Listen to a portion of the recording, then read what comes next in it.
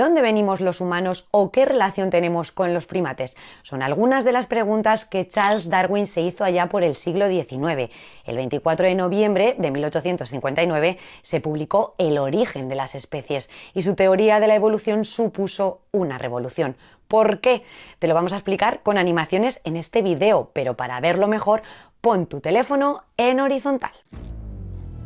La idea de que Dios había creado a la humanidad a su imagen y semejanza fue compartida por la mayoría de los científicos occidentales hasta mediados del siglo XIX. Pensaban que esta fuerza divina había concebido a todas las criaturas del planeta, hasta que llegó Charles Darwin.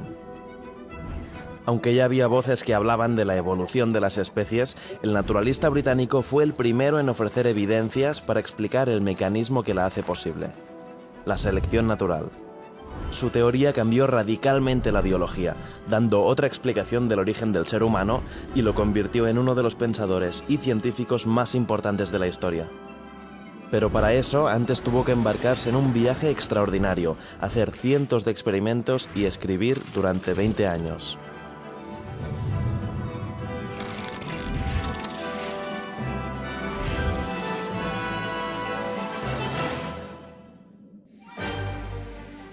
En 1831 Darwin tenía 22 años y estudiaba en la Universidad de Cambridge, cuando lo invitaron como naturalista a una gran expedición. A bordo del HMS Beagle, Darwin pasó casi 5 años recorriendo varios continentes, empezando por Sudamérica, de donde regresaría con decenas de ejemplares vivos, ilustraciones y fósiles. De hecho, estos fósiles le dieron una de las primeras pistas sobre la evolución.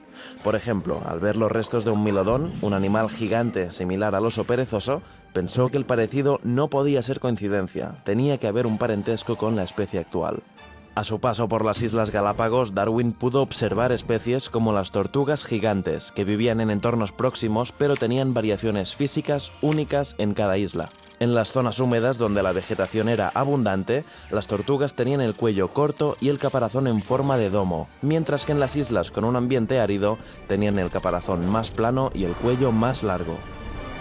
Pero, ¿cómo se explica esa diferencia? A su regreso, Darwin pasó tiempo observando cómo, cruzando ejemplares de una especie, los criadores de animales y los jardineros creaban nuevas variedades. Vio que, para tener éxito creándolas, la selección artificial por parte del hombre era clave. Darwin pensó que el mundo natural probablemente hacía el mismo tipo de selección, pero no podía entender cómo ocurría, hasta que leyó a Thomas Robert Malthus, un intelectual británico del siglo XVIII. En su ensayo sobre demografía, Malthus decía que en un momento de crecimiento en Europa, la población aumentaría mucho más que los alimentos disponibles, y eso, decía él, provocaría una lucha por la supervivencia. Esa idea ayudó a Darwin a explicar el esquema evolutivo. En la naturaleza existe una lucha por la supervivencia, en la que no necesariamente sobrevive el más fuerte, sino el que mejor se adapta a las condiciones del ambiente donde vive.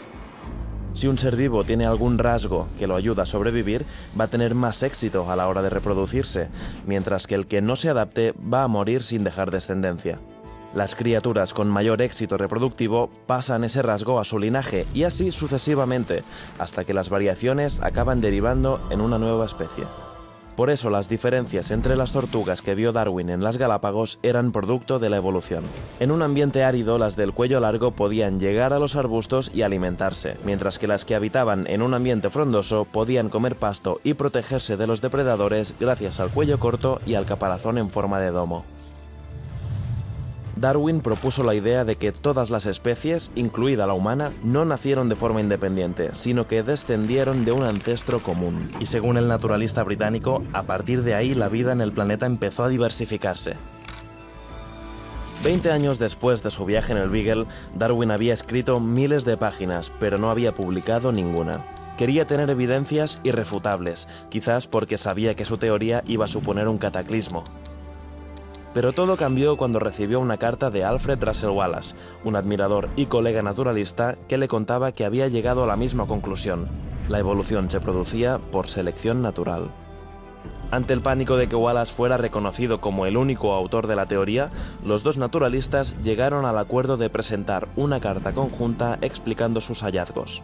Pero al publicar Darwin un año más tarde su libro titulado Sobre el origen de las especies, este traspasó la esfera científica y con el tiempo se volvió una celebridad, no sin antes sacudir los cimientos de la Gran Bretaña victoriana.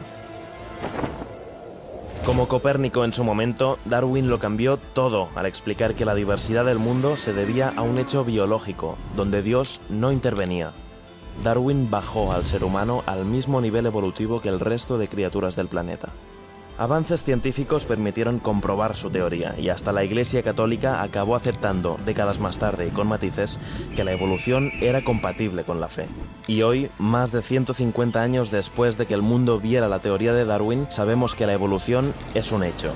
El planeta sigue cambiando, a veces de forma dramática, y nosotros cambiamos con él.